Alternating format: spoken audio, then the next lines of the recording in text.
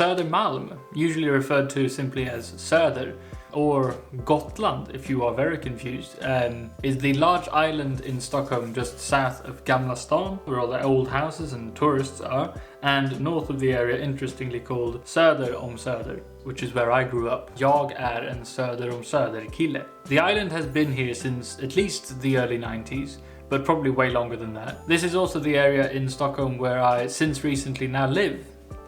Yay! I've never lived this central in Stockholm before. I am very excited, and this video is my sort of outlet for me to not have my enthusiasm remain trapped inside of me. Constipation, after all, is not for everyone.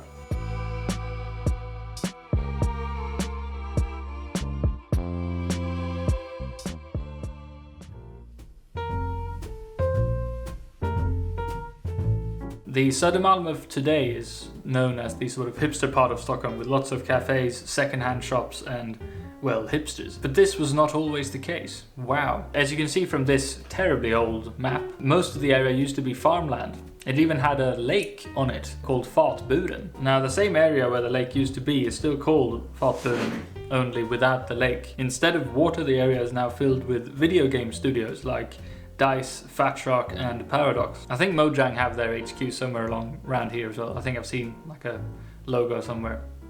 Anyway, the lake was drained in the 1850s though, in order to make way for the then planned Södra Station, probably much to the chagrin of the owners of this cool fucking house that used to stand right on the lake's shores, apparently. The old view was probably quite a bit nicer than it is today. It might have been for the best though, since the area around the lake towards the end of its life was like the cesspool of disease in Stockholm. That has since of course been taken over by my apartment. It was after all located in the shitty end of Stockholm, where all the disgusting workers lived, you know. All the fancy folk lived either on Gamla stan or parts of Djurgården or Norrmalm. Södermalm was the proletarian part of town, remnants of which can be seen today as well, with places like Medborgarplatsen, meaning the citizen or people's square, and Folkoperan being the opera for the people as opposed to the fancier Operan, the opera on Norrmalm. You quite often also hear the working class background of Södermalm in the accents of people who live here even today. Now listen to this sexy fucking sentence, but Swedish is not as socioeconomically molded a language as, say, English is, for example. But the working class Stockholm accent I usually associate with Södermalm. Söderböna, kisen, lirare, etc. As I mentioned though, the area today is not considered slummy in any way. I kiss my lucky brown star every day that I get to live here, you know. But its history gives it like a nice mix of the two, like both fancier parts but also remnants of some shitty areas as well.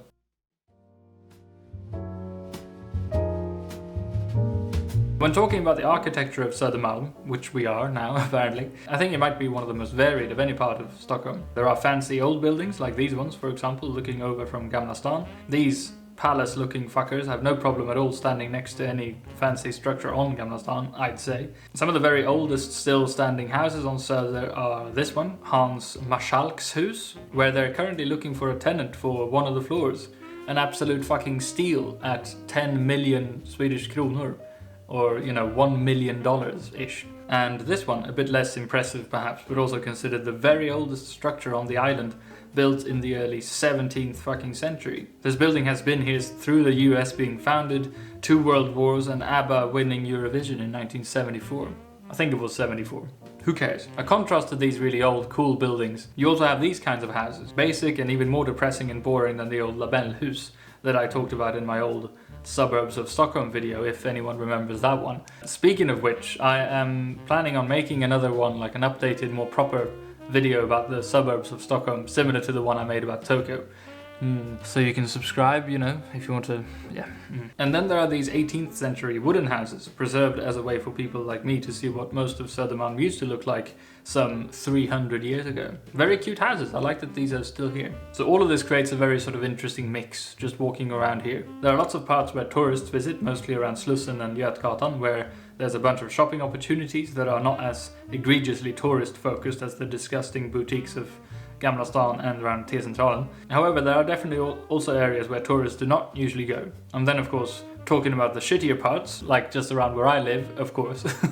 I also feel that Medis, which is what we call Medborgarplatsen, if you are a fucking cool Söderkille, as I am, you know. It's also mostly visited by like local Stockholmers. This area has the highest number of reported violent crimes in the whole of Sweden, mainly because of charming men who may have had a bit to drink and maybe, you know, supporters of the local football team. Again, this doesn't really happen in the proper fancy parts of town, you know.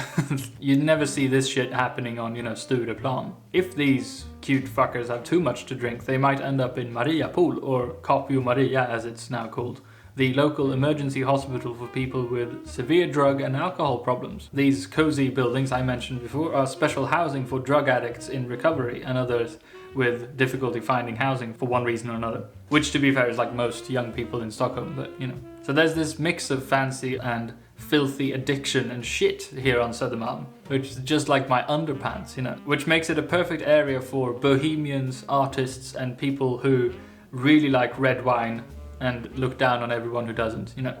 Hipsters, in other words. Which brings us to the next part of the video.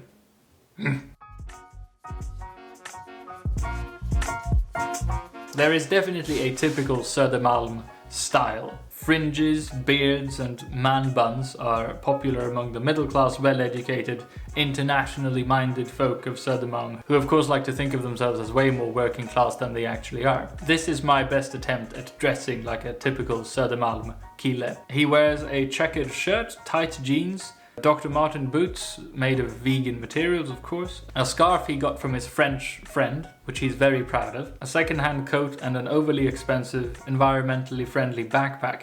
He even has round glasses, the pretentious fuck. This man loves going to the many cafes on Södermalm and using their Wi-Fi to work on his freelance, online, eco-friendly photography / fake cheese company he started with his friend he met studying sociology and Harry Potter studies at Stockholm University. Or he's a freelance translator or something equally silly like that. Anyway, there he is. Behold, the typical Söderkis, as opposed to Söderbörna, which is the female equivalent. Now, of course, this is the stereotypical Södermalm person, but of course there are others as well, especially people who've lived here for like 50 plus years, are usually very left-leaning, sort of ex-anarchists who live in apartments they bought in the 70s for next to nothing, that are now worth more than some entire nation states, you know. So if you visit Södermalm during your trip to Stockholm, what should you do here?